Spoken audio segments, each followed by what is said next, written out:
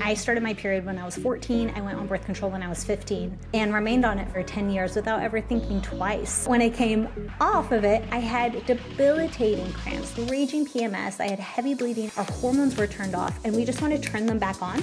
But they've been on holiday. They're not quite sure how to communicate, like they're out of practice. How long does it usually take for cycles to regulate? It can take 1 to 6 months for your ovulation to return. There should be minimal to no disruption. In a healthy, optimal, ideal cycle, your period just arrives. So you don't need pain reliever. You don't need to cancel all your plans just because your period's arrived. Millions of women are coming off of birth control and feeling blindsided by what happens next. From irregular cycles to mood swings and skin breakouts, what is actually going on inside of our bodies and how do you support it to heal? What happens in your body when you're on birth control? Should you be on birth control? What type of birth controls are there? What is the right decision for your body? What are your options? These are so many questions that we've received from you guys, and also that I know I personally have had. This is not talked about enough. Our options are not talked about enough. And coming off of birth control, how it impacts fertility, what you should expect, what even is a healthy regular cycle? What is the main event of your cycle? These are all questions that we're going to answer today. Welcome to the Ask Lively podcast. Hi, my name is Nathalia, and I'm the host of the Ask Lively podcast, the podcast where we're helping to answer all of your questions about your body, where we have real, unfiltered conversations about women's hormones, health, and living in sync with your cycle. Every week, we're bringing on experts to answer your biggest questions and give you the knowledge that you should have been taught years ago so that you can take control of your health, your cycle, and your life. Today, we're being joined by Michelle Agudelo. We have had her on before. She is so knowledgeable, a phenomenal speaker. She is a fertility awareness educator, menstrual cycle practitioner, and she is the founder of House of Flow. What she does for a living is literally help educate women about their cycles, help them transition coming off of birth control, actually address the underlying symptoms like PMS, cramps, mood swings, acne, master natural birth control without fear, and achieve pain-free, predictable cycles through a science-based approach and method. And she blends education, nutrition, and cycle syncing in a way that's uplifting and easy to integrate into everyday life. You guys, I am so excited for today's episode. Let's dive right in. Michelle, thank you so much for coming back on the podcast. I am so excited to have you on. A couple episodes ago, we got to chat about the luteal phase and laziness versus hormonal and knowing am I lazy? Am I hormonal? What's normal? PMS. And something that we touched on in that episode was getting off of birth control. So I know this is what you specialize in, your entire business is built off of this. So thank you so much for making time to come on today. And I'm really excited. I think this is a topic that so many women have questions about. So thank you so much for coming on. I'm thrilled to be back. And you're right. There are so many questions. And most of the time I find that women don't even know what questions to ask. So I'm so glad that we're having this conversation, hopefully to clear the air and make it a little bit easier to go about this journey if people are interested in coming off birth control. I completely agree. I was actually having this conversation over dinner with a couple of my girlfriends earlier this week. And each of us was kind of telling our stories with the first time that we were told to go on birth control. And I remember being 12 I'm butchering this. I was not 12. I think it was 13 or 14, but around the 12 to 14 age. And I went into the dermatologist actually for skin. I had really bad acne. And the first thing that they told me was maybe we'll put you on birth control, to help with that. It's so many of my friends, painful periods, birth control, you're 16, everyone needs to be on hormonal birth control. When was the first time that you were told to be put on birth control? And I think why is it so normalized that everyone needs to be on it, even for things that aren't even related to sex? It's so normalized. It's all we really know as a society. I mean, I started my period when I was 14. I went on birth control when I was 15 and remained on it for another 10 years without ever thinking twice. And so I think that's such a common experience for so many girls, moms, women, people who menstruate that have a period or have any surrounding symptom that is somewhat hormonally related. And the instant solution is, just go on the pill. Nowadays, just go on IUD, right? Just take this and call it a day. But what we're realizing now is that more women are starting to question, is that the best course of action? Like, for example, so I live in San Francisco, and I was at a big women in tech event in Silicon Valley a few months ago. And I was talking to this mom there, and she said, telling her what I do. And she goes, my daughter, she just started her period. So, I made her appointment to put her on the pill, and, she's all excited. And my immediate reaction, now that I know what I know, was just, well, why are you putting her on the pill? Yeah. Like she's 14. Like she's just 14. Starting her hormonal. It's like, yeah. I think to preface before we even start this conversation, like I know that this topic is so complex and like personal and like complicated for many women. And to be very clear, like I think having this conversation, everyone has like personal agency and choice with like, I'm not necessarily like even like anti-birth control, but just having options, because I think like a huge, I want to preface with this conversation. Like I tried to have a provider. Have you heard of like the Natural Cycles app? And so like I've tried to have a provider give me a prescription for the Natural Cycles app. And they literally looked at me like I was crazy they were like, the only option is like hormonal birth control. And it was like a very niche. I know that there's like so many phenomenal providers, but I'm super pro having options, because like how does it make sense to be put on something that stops our hormones like 24/7 when we can only get pregnant like 5 days out of the month? And why are we not like educated on options? So I think like even starting, like, can you explain kind of like why are people put on birth control, and like what is birth control? Like what is the pill? Yeah, great question. And you're right. But before we kick off, I should definitely say I'm not for or against birth control, but I am for everyone being fully informed of all their options, so you can make the best decision for your age and phase and stage of life. And so there are so many different types of birth control, right? We have the pill, patch, IUD, hormonal, non-hormonal, and the rest of it. So starting with the combination pill, patch, the ring, the shot, what these do and how they function is they actually block the hormones from your brain, right? So our fertility begins in our brain, in our pituitary gland, and it blocks or prevents that initial hormone, FSH, our follicle stimulating hormone, from being triggered, which would then tell our ovaries, hey, it's time to start developing and growing and stimulating.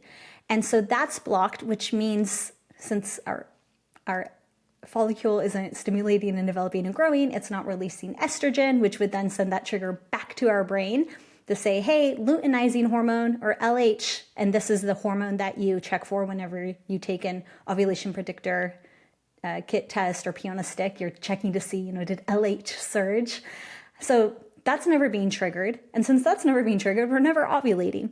So in short, what the pill does effectively is that it blocks your ovulation. You have no ovulation, so we have no true cycle happening. And it also thins our uterine lining. And remember, our uterine lining is what's being built up in our uterus, right, under the influence of estrogen.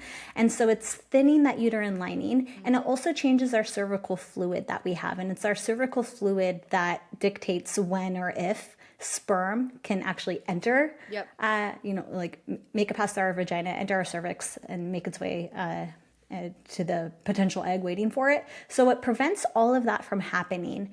And that's, again, just for those call outs there on like the pill, patch, and ring. But then a lot of people nowadays are also on the hormonal IUD or an implant. And these sometimes suppress ovulation, but not always. But what they still do is that they mostly work by thickening that cervical mucus. And again, it's important to remember that in the media or in movies, it's always portrayed that the fastest, mightiest, strongest sperm that can swim the quickest is the one that survives and, implants into the woman. Right. But in reality, it's large in part due because of our cervical fluid that dictates, well, what can come and when. And so we have this thickening cervical mucus, or like a cervical fluid plug effectively, that says, no, like we're not going to let any sperm through. It also thins that uterine lining, again, similar to the pill. And the IUD can also slow the eggs movement through the fallopian tube. So it also works and that way to kind of counteract any potential implantation that could occur, or fertilization, I should say.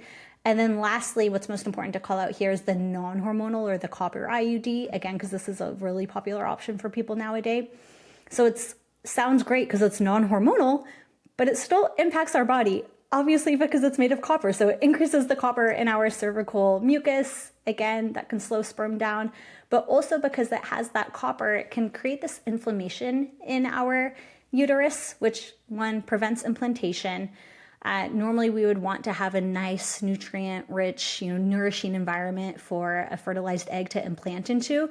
But now in this case, it's an inflammatory environment, right? There's inflammation there.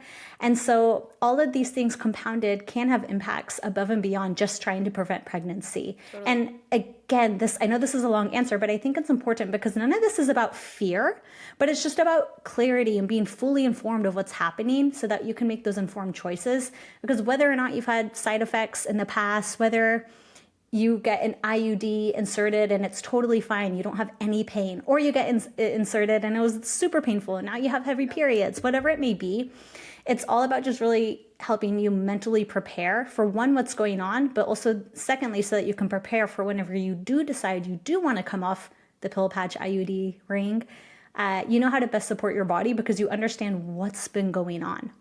Before we dive back in, I just wanted to say this. If you've been learning from these episodes, loving the guests, or just feeling seen from these conversations, do us a quick favor and please tap the follow button wherever you are listening to this. It helps us more than you know, and it means the world to us. When you follow the show, that lets us bring on even more experts, answer the questions that you care about, and keep growing the lively community with the support that you deserve. That's it. That's the ask. One tap to follow us is a huge step in helping more women understand their bodies. Okay, now grab your tea, your matcha, your coffee, and let's get back to the episode. I really want to expand on one of the things that you mentioned is like for each method of birth control you were talking about, you related it back to ovulation. And I think for women listening who maybe aren't are like newer to cycle syncing or just becoming curious on like learning body literacy for themselves, like this was something that was shocking for me to realize, that the main event of our cycle was not our period, but actually our ovulation. And correct me if I don't say this scientifically, but like ovulation is when you're is actually like the entire point of your cycle, because it's the like it was so crazy to me when I realized, oh my gosh, like it's not actually about the period, it's about ovulation. So can you just like touch on that super quickly for the women listening who's like just getting started with all of this? Yeah, you're like, what the heck is ovulation? I thought that was a word only important for girls who want to try to conceive, exactly. Right? Yeah. So if we want to be, I love that you asked this question, because if we want to be really scientific, it wouldn't be called the menstrual cycle, it would be called the ovulation cycle, because ovulation is the main event. So effectively what happens, and I guess I can explain how this works in a way. Absolutely. So again, going back to the beginning, remember we have our follicle stimulating hormone that's being triggered off by our pituitary gland in our brain that goes down to our ovaries and says, hey guys, like it's time to start growing and developing. And so a cohort of follicles begins to stimulate and grow. And natural biology, evolution, the strongest, mightiest little egg is the one that survives or is the chosen one, you could say, for that cycle. And it will continue to grow and develop more so than the other follicles. It will continue to grow and develop. And as it does, estrogen is being emitted. So this is where estrogen is produced in our body. It's produced in our ovaries, and it's produced as a response to our growing follicle that has the little egg inside of it. And it grows, and our estrogen rises until we reach a point where that feedback loop goes back to our brain, and our luteinizing hormone comes and says, aha, now is my time to shine. I've reached my trigger point. Let's go. So it, again, is released from your brain and triggers in our ovary for that follicle that was getting larger and larger to suddenly rupture open. And as it ruptures open, the little egg that was inside of it is released. Yep. And it's this rupturing open of the follicle and the release of the egg. That's what ovulation is. So it's super cool, really fun. It's a physical event that happens in our body. Like, this isn't make-believe, it's a physical event. And that's massively important, because once we have our ovulation occurring, two things can happen from here. One, if sperm is present, right? We've had sex with a male, sperm is present. We have a healthy egg, healthy follicle, healthy sperm, etc. Then the sperm and egg have a chance to fertilize together, and we can go on and become pregnant. On the opposite side, if no sperm is present, then your body is like, huh, okay, well, that's it. Exactly. And then we're done for now. And so then the egg effectively will just dissolve or disintegrate. And what we're left with then is our luteal phase. Our body realizes, oh, pregnancy didn't happen this cycle. Okay, so time to start all over again. And thus our uterine lining, which was built up under the influence of estrogen, and it was all nutrient rich and sufficient and preparing for a potential fertilized egg to implant into, it then is all great. So my job is done here. And then your progesterone will get that notification and say, okay, my job here is done. And it can also start to decline. And as a result, your uterine lining will shed and fall away. And thus is your period. And we know it as the menstrual cycle because it's the popular phase. It's the one everybody knows. You have to take action on it. You can't ignore it, You right? cannot ignore it. Like, everyone knows their period because they can see it. But if you're not aware of ovulation, you don't know. Like, you don't know. Yeah. You don't know. You absolutely don't know. And it's so funny because it's 2025 right now when we're recording this podcast. And we all think we're big, bad, independent women. And we totally are. Yep. But biologically speaking, our body is still just trying to reproduce. Our body is still just trying to look after us. It's just still trying to move the human race forward. And so while we are saying, hey, I can make whatever decision I want, I can live my biggest life and chase my biggest dreams, your body inherently is still like, is now a good time to reproduce? Are we reproducing? Are we getting pregnant? Are we not getting pregnant? What's going on? And so whenever we only focus on our period, we're by and large forgetting the most important part of our cycle, which is allowing ovulation to occur in the first place, ensuring our body is set up for success with a healthy egg, for healthy ovulation, for healthy estrogen and progesterone production. So that if we don't get pregnant, we can still have a healthy period, which lets our body know, hey, at least everything is firing off the way it should be, that I can have a period. I first of all, that is such a good explanation, because I think that for so many of us, like, we just don't even know like what happens at every phase. But I think it's important to note too that ovulation and going through your entire, like, all the seasons isn't just for women who want to get pregnant. It's like, I guess, can we like talk a tiny bit about like, why is ovulation and letting ovulation happen? Like, why do I want that to happen even if I don't want kids? Yeah. So basically, why do I want a normal, healthy, functioning cycle, even if I'm not focused on kids? Exactly. So yeah. Point being, yeah. So that's really important. A lot of people have probably heard nowadays that your cycle is your fifth vital sign or your monthly report card. And the American College of Gynecologists said, yes, inclusive of your blood pressure, your temperature, etc., your menstrual cycle or ovulation cycle can also be seen as a fifth vital sign, because it's so telling if everything is happening the way it should be in a healthy, optimal way in our body. And going back to the example before where, we're these big, bad, independent women and our body is still just trying to procreate and see, like, are we in a safe environment to function? It's a great indicator that if we have any symptoms in our cycle, from our bleeding when we're menstruating, are we bleeding too little? Are we not bleeding enough? Are we not bleeding at all? Are we bleeding way too heavy? What does that tell us about how much estrogen is in our body or floating around?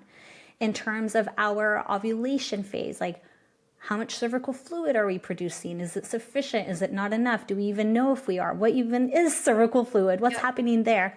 Are we having a healthy ovulation? What does that even mean?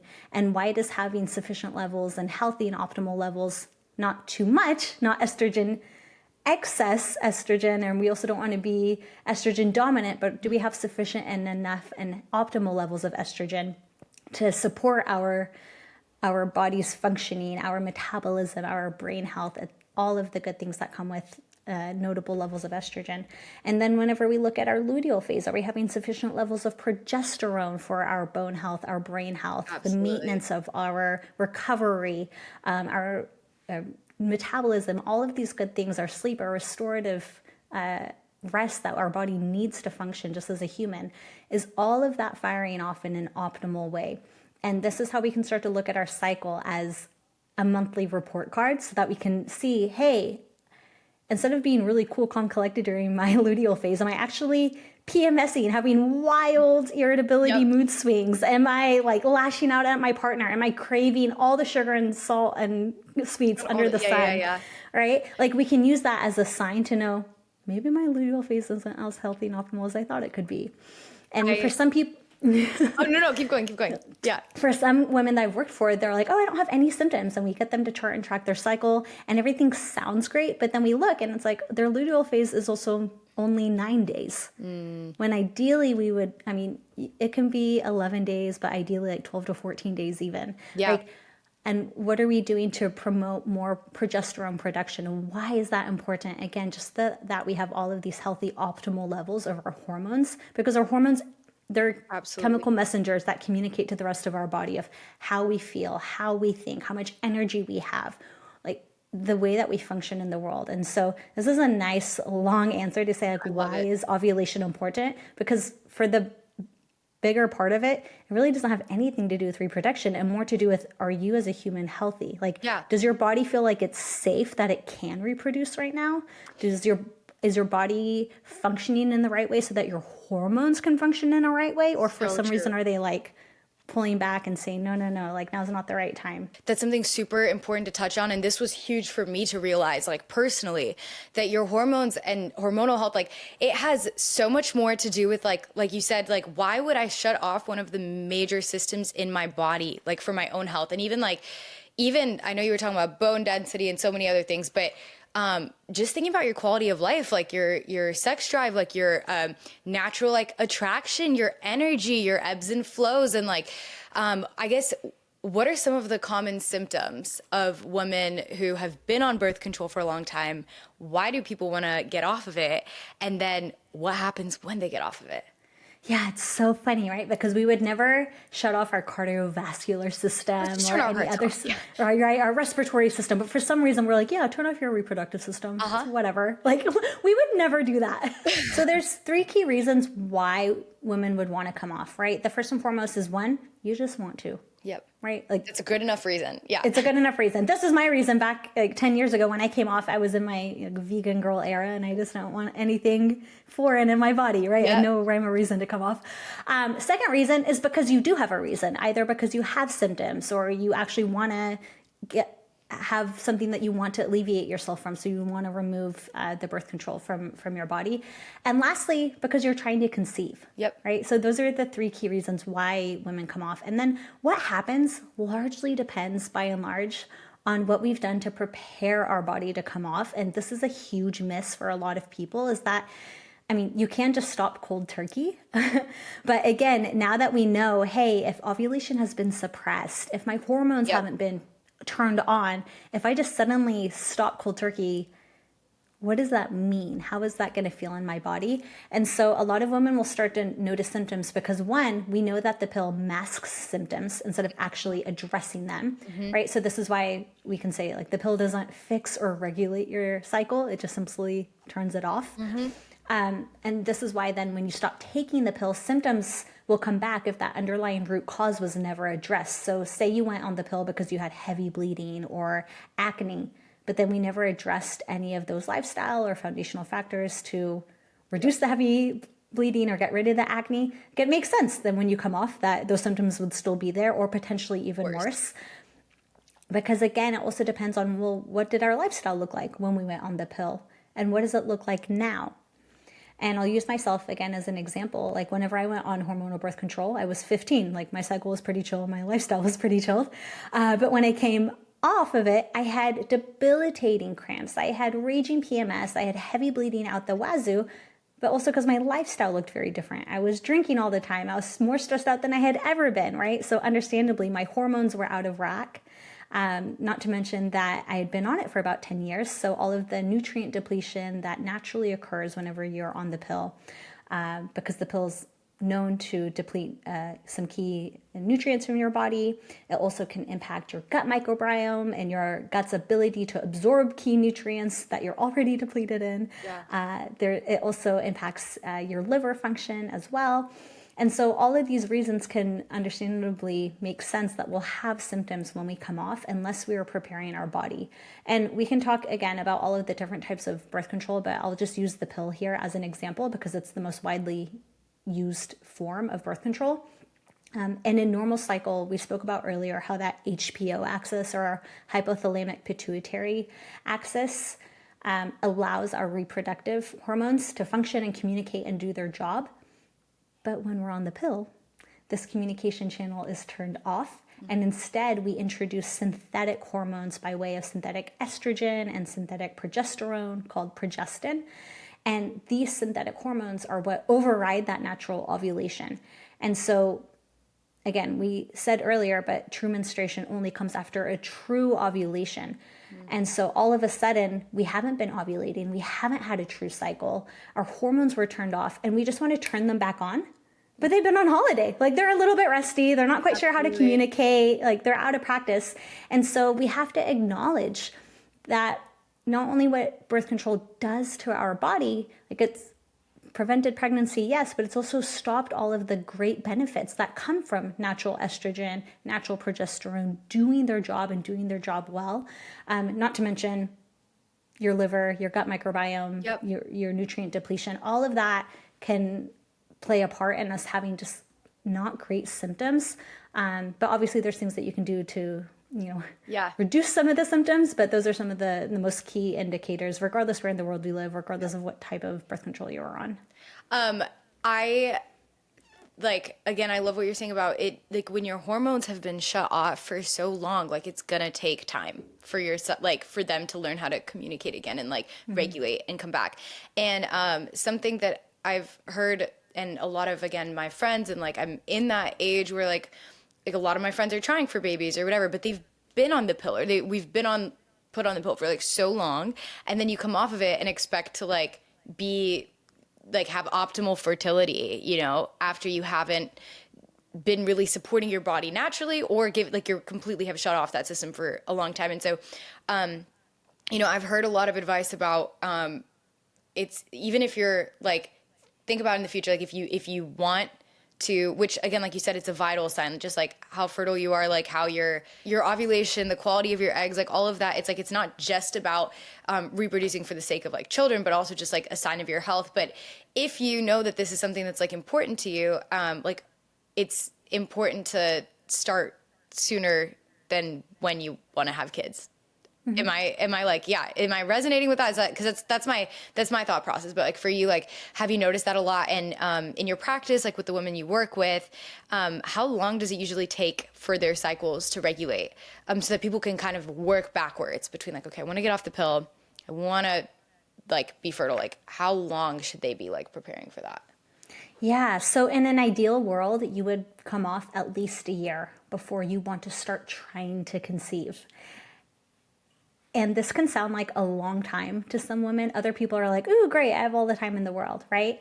But the reason why we want to give our body about a year is because regardless of which form of birth control you are on, it can take 1 to 6 months for your ovulation to return, which means in between you'll have spotting, irregular cycles, maybe no period at all.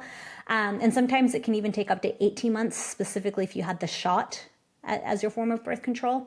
And that's just for your period, the ovulation to return, but it can actually take 9 to 12 full cycles. Note that I'm not saying 9 to 12 months, but I'm saying 9 to 12 cycles for your normal cyclical pattern to fully normalize, meaning that you have a healthy luteal phase length, right? We're looking for 11 days at the minimum, but ideally 12 to 14 days, sufficient cervical fluid production, a sense of predictability in your cycle, meaning that it's not here and light for one cycle and then gone the next and then super heavy the next and then gone the next. We want to have some predictability to it, and that can take about 12 months. But also thinking outside the cycle, we need to allow ourselves ample time to restore all of the nutrients that were depleted by being on the pill or IUD. And then also, super important, we have to look at the other factor here, which is the male and his sperm, right? And ensuring that he's also making the proper lifestyle modifications and adjustments. What does his nutrition look like? What does his sleep pattern look like? Is he refraining from smoking so much weed? To be honest, there's been more and more studies coming out. Obviously, we know alcohol can impact fertility, but weed as well, especially as it's more legalized and more mainstream, it's worth calling out. And so we want to make sure that both parties involved have ample time to effectively like treat our bodies like the temples that they are, ensure that we have both a healthy egg, a healthy sperm, healthy fertility on both ends, so that we can then have a healthy pregnancy. And it doesn't stop there, because you want to have a healthy pregnancy, but we also want to have ideally as much nutrients and nourishment stored up so that we can also have not as a draining postpartum period. Absolutely. Right? This postpartum is such a nutrient drain. Breastfeeding is so important, but obviously it also drains who it's coming from, the mom. So we also want to make sure that our body, number one, is looked after. And there's a lot of focus on babies during the whole pregnancy process. And I always like to say, and I learned this from my teacher, Lisa Hendrickson-Jack, she was like, I just want to focus on the mom. I just want to make sure you're good and you're healthy. And so giving ourselves sufficient time, because none of us implement things like this. I can say everything on this podcast, like, eat your greens, eat the rainbow. This isn't going to happen overnight, right? Like, we need to allow time for behavior change to happen. Like, start sleeping, right? Yeah. Make it realistic on yourself. So it's not this stressful, oh my gosh, what's happening? And it's not just, I just want to get pregnant. It's, I want to get pregnant and have a healthy pregnancy and have a healthy baby and have a healthy birth. So all that to say is that's why it's important. So good. And just like, I want to be healthy, period. You know what I mean? And it's like, it's so good. And like you said, I feel like there's so much like focus on, I feel like there's even like a lot of focus on pregnancy, like you said, but postpartum, like you have a wound sized dinner plate inside of you, and like nobody tells you what to do. Okay, we're going to get back to the conversation really quickly. But first, I want to take a brief moment to tell you about a tool that can really help you with understanding your body. If you've ever wished that you could truly understand your body, Lively can help. It's the most personalized women's health companion for your cycle, hormones, and every stage of womanhood, from your first period and pregnancy to menopause. Finally understand your cycle phase and what your body needs. Sync your workouts and nutrition, plan for pregnancy, and make sense of your hormones with tools made by women health experts. Get daily tips for your energy, mood, and well-being, plus a private space that your partner can use to better support you. All with privacy that you can trust. Trusted by millions of women worldwide. Try it free for 7 days on the App Store or Google Play. Search Lively, create your account, and start living in sync with your body. I use Lively. I love it. I've used it for multiple years now, and it is probably my favorite tool that I have. Okay, back to the episode. So with this, let's talk about some of these nutrition and lifestyle changes that you can make that do support your body in healing and finding its natural rhythm again. Yeah, so in terms of some of like the nutrition and lifestyle modifications, obviously there's a few things going on here that we want to look at. We kind of touched on a few of them already, but if we want to focus, again, preparing at least a year in advance before you want to actually try to conceive. But if you're not even focusing on conceiving, then your timeline can be only 3 months, right? Which is, it's a quarter, right? It seems a lot faster. And again, this is just because it allows you to allows you ample time to build up your nutrient stores that may have been depleted while on the pill. It allows your liver sufficient time to begin feeling supported again. It also allows you to start introducing those nourishing meals that we may have not been getting in. It allows you to eat enough nourishing meals regularly so that our blood sugar can be balanced, so we don't come off and have this raging PMS and all of the symptoms that come from imbalanced blood sugar. So 3 months really allows us sufficient time to incorporate all of the changes and lifestyle modifications and updates to our diet that are going to support our body during this transition, because that's what it is. It's a transition, and also support our nervous system. So understandably, not everyone has 3 months. So if you don't have 3 months, try 1 month, just do the best that you can. But what you want to do is looking at these like 5 key areas. 1, rebuild your nutrient stores. And we can talk about nutrients. You want to support your liver and digestion with the common guys, bitter and leafy greens, rocket and arugula, right?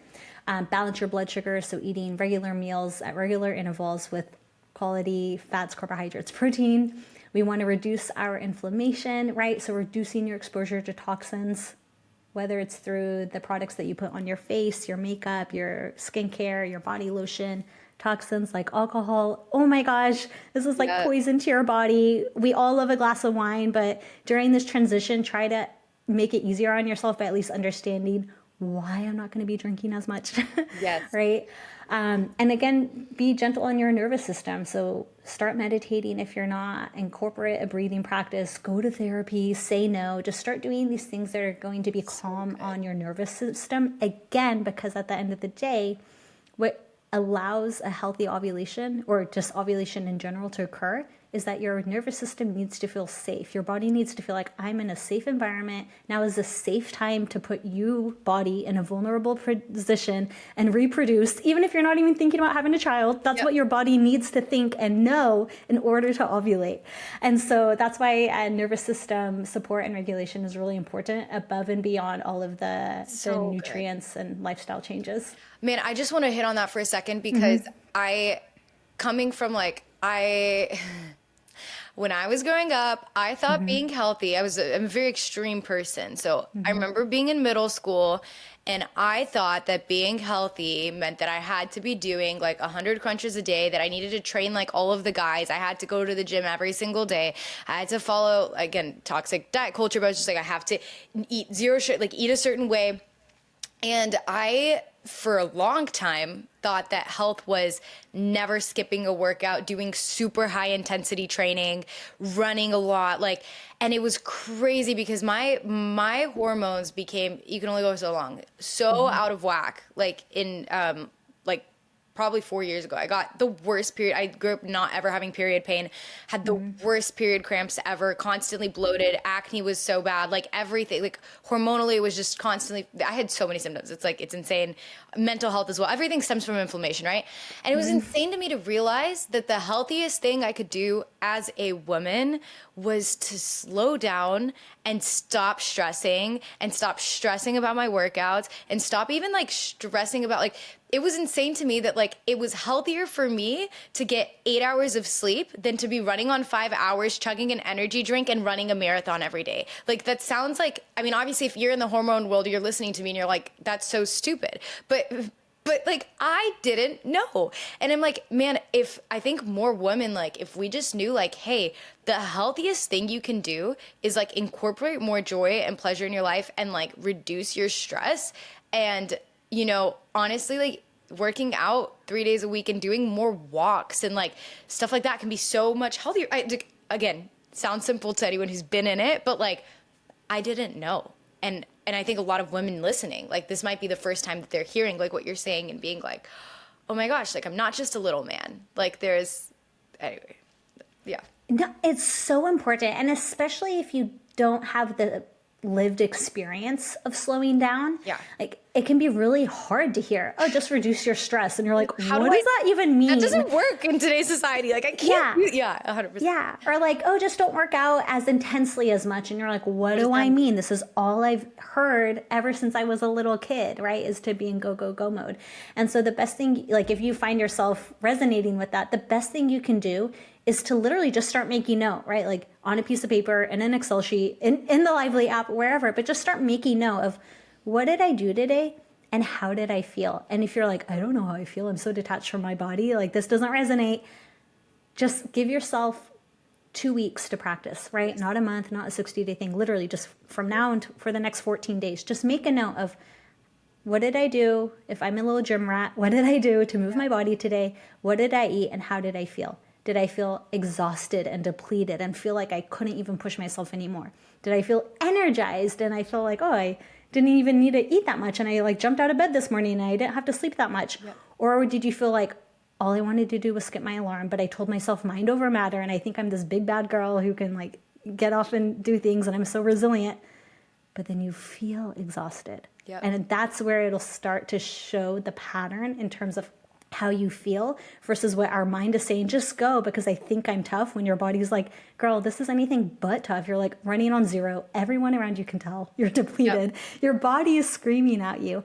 And it's okay. If you need permission, you have permission to rest. You have permission to say no. You have permission to try something different. Mm-hmm. And you just might surprise yourself because maybe you'll feel better and have improved results and not feel like you're just on this hamster wheel that you can't get off of. This is so good. I'm going to clip this and make it my morning alarm. I'm I need to be listening to this every day. No, and I think in a society where everything is go, go, go. Everything's about productivity. Everything's about hustle. It's like so, and I love, like, if you guys haven't listened to the previous episode that we did with Michelle, but like, you said something so powerful. You were like, I started living according to my cycle and I started honoring what my body needs, and I actually ended up producing more, not less. And I truly think we're going off tangent.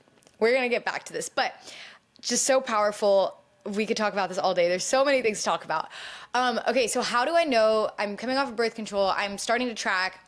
I'm giving my body the nutrition that it needs. I'm giving myself rest. And I'm working on all of these things. Like you said, I'm giving myself grace. I know that this is going to take time. What signs should I be looking for to know that my cycle is healing and that it's healthy? Like, what is a healthy cycle? Yeah, so this goes for anyone, whether you're coming off of birth control or not, just like in general, what a healthy cycle looks like.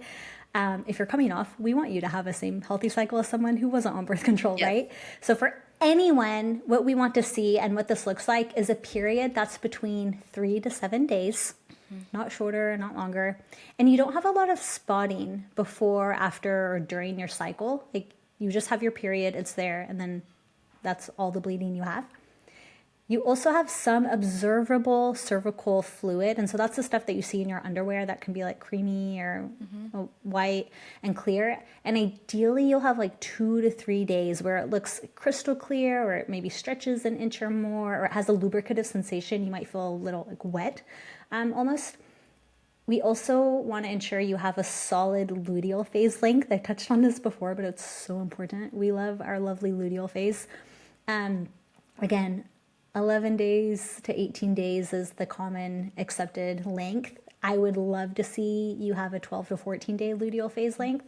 Anything shorter than that, and we're really falling into the territory of having lower progesterone production, and especially if you're trying to conceive, like, you want to up your progesterone. That's important because you want to allow the fertilized egg to have sufficient time to travel down the fallopian tube and implant, right, before our period begins. And anything longer than 18 days, we fall into the longer cycle category. And of course, keep in mind that it can take up to a year for your visible cervical mucus or cervical fluid to return, and for your luteal phase to be consistently long enough. So again, that's why we want to allow ourselves sufficient time specifically for trying to conceive. And if not, then we can just have this in the back of our mind before we freak out and we're like, my cycle's not optimal, and I'm doing all the things, so what's wrong? It's like, hang on. Patience and grace are really cool, and we need to have them during this time because our hormones and that whole cycle has been turned off. So we have to allow our body to, instead of think of weeks or months, instead we need to think of it as a cycle. Like, let me get through this one cycle and then observe how it changes during my next cycle and my third cycle, and go on from there. So, and most importantly, too, I just want to say, as your cycles continue to arrive, there should be minimal to no disruption. Like, in a healthy, optimal, ideal cycle, your period just arrives, minimal to no symptoms. You don't need pain reliever to get through the day. You don't need to like cancel all your plans just because your period's here. Like, maybe you take it easy, but you're not like hating the world because your period's arrived. I think for so many women, that sounds like impossible. And so that is so hopeful to know that, like, two things also for people listening who are like, my period's like debilitating pain. Like, it's not just discomfortable. Listen to our last episode about endometriosis, and just knowing like what's the difference between a painful period and like having something that you need to get checked and like looked at deeper, versus when you can just handle it with like natural lifestyle, etc. So definitely go listen, because the female body is so beautiful, and it's like, I feel like complex gives it like not a bad rap, but it's beautiful. And I was just thinking about what you were talking about, like, what if we lived in cycles rather than like months, right?